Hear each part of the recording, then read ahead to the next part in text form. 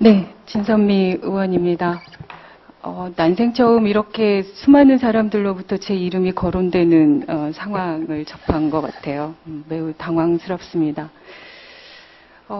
일종의 평행이론이라는 것에 대해서 한번 생각해 봤습니다.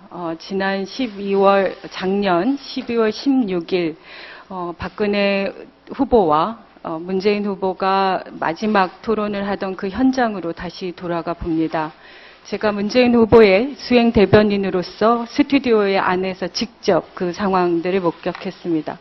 박근혜 후보는 문재인 후보가 인권 변호사 출신이라는 그 상황을 매우 강조하면서 그렇게 인권 변호사 생활을 했음에도 불구하고 자기가 선거에 이기고 싶어서 선거 공작의 일환으로 가녀린 여성의 인권을 철저히 짓밟은 것처럼 묘사하고 공격했습니다. 저 역시 저한테도 그런 공격이 시작된 게 아닌가라는 생각이 듭니다. 많은 분들이 아실지 모르겠지만 저 역시 변호사 출신이고 변호사를 한 십수년의 기간 동안 여성 인권에 대한 사회적 다양한 목소리를 내고 그 편을 들어왔습니다. 단언컨대 저는 여성 인권 침해 하지 않았습니다. 지난 12월 11일로 다시 돌아가 봅니다. 그 자리에서는 제가 그 현장에 가게 된 것은 10시 30분경입니다. 우리 보좌관의 연락을 받고 우리 집이 마침 반포입니다.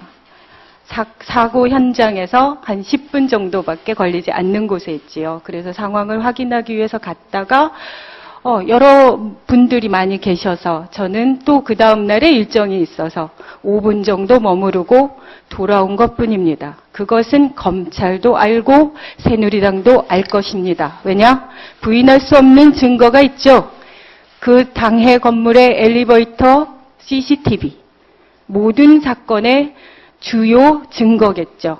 그 안에 이미 제가 머무른 시간은 다 나와 있습니다.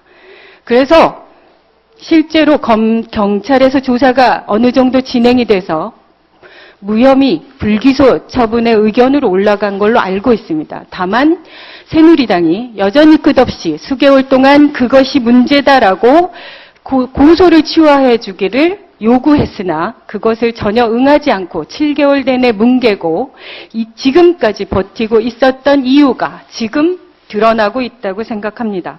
실제로 가사, 모든 걸 다 동의할 수 없지만 가사 동의하는 부분이 지난 7월 10일에 권성동 간사가 끊임없이 우리의 재척을 요구하면서 검찰에서 소환할 것이다 라고 얘기한 바 있습니다. 그것은 그만큼 이 사건에 대해서 본인들이 유지할 수 있는 유일한 방어 논리라고 생각하고 그것을 유지하기 위해서 검찰들을 계속 압력해 온 것의 반증이라고 저는 생각합니다.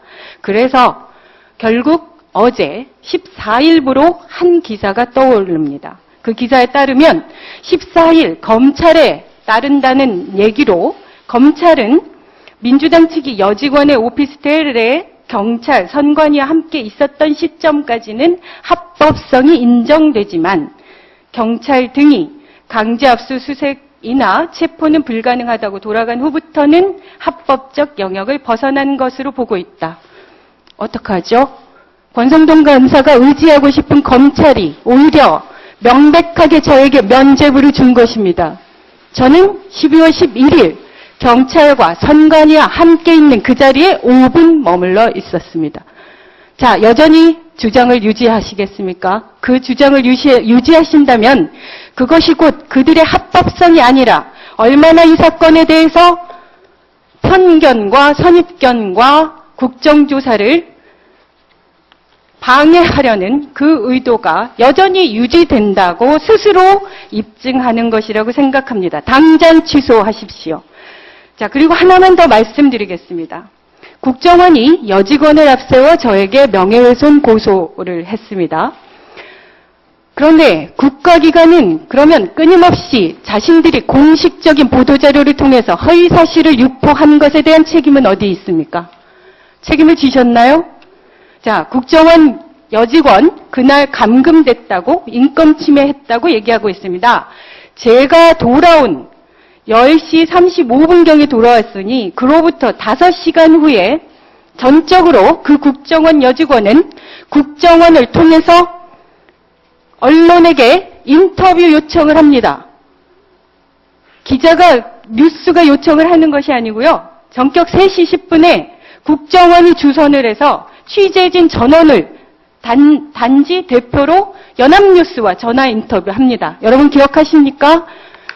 쉽지 않죠. 워낙 오랫동안 세월이 흘렀고 그래서 끊임없이 다른 일들이 생겼기 때문에 그 국정원이 이 사안에 대해서 어떤 입장을 처음부터 취해왔는지에 대해서 생각해 보시기 어려울 것입니다. 지금도 고스란히 국정원은 홈페이지에 이 사건에 대해서 12월 11일부터 공식적인 입장을 발표한 보도자료를 아직도 연재해 놓고 있습니다.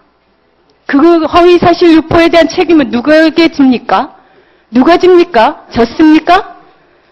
자, 국정원 여직원 그 당시 인권 침해로 몹시 고통스러웠을 그 국정원 여직원이 인터뷰한 내용 제가 상기시켜 드리겠습니다.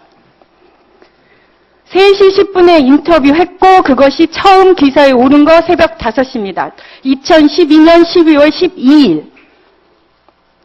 인터뷰하자고 한 이유는 이라고 묻자 상황이 억울해서 말씀드리고 싶었다. 대선 관련해 SNS 이용해봤나? 아까도 말씀드렸듯이 정치적 중립을 지키고 있고 대선 관련된 댓글 남겨본 적 없다. 이것이 새누리당이 얘기하는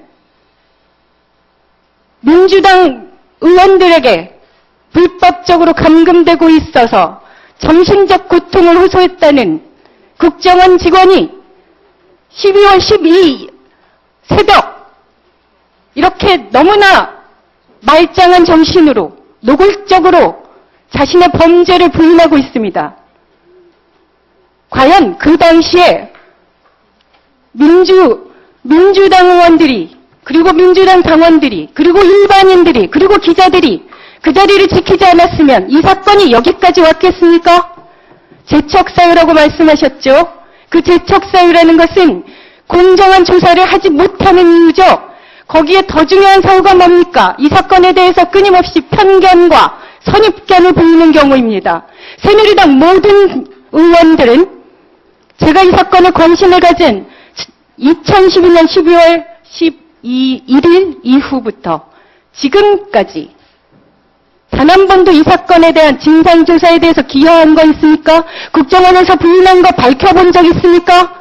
끊임없이 상임위 활동 때마다 경찰을 편들고 국정원을 편들고 그 당시 국정원 여직원이 스스로 현장에서 자기를 잠금하고 증거를 인폐하면서 만들어낸 현행범 체포를 면하기 위해서 만들어낸 궁박한 논리를 새누리당이 고스란히 게다가 한술 더 떠서 민주당 11명의 무고한 의원들을 고소한 것입니다.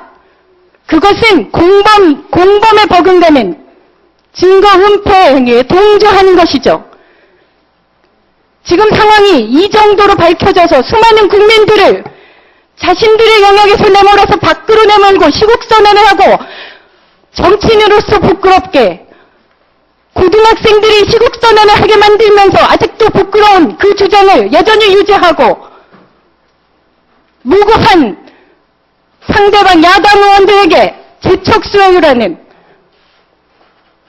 그런 사유를 부과하며 국민들의 염원인 국정조사를 거부하고 있습니다.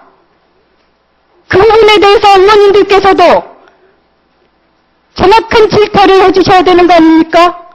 여당과 야당 똑같이 기계적 균형을 이뤄서 그 사건 여당은 주장하니 야당도 주장하니 진선미 김면 재척사유 받아들일 것인지 말 것인지 그것만이 국정조사의 개시사유인 것처럼 그렇게 말씀하시는 게 맞다고 생각하십니까? 이상입니다. 네. 다음 발언하실 박범계 위원 말씀해 주십시오.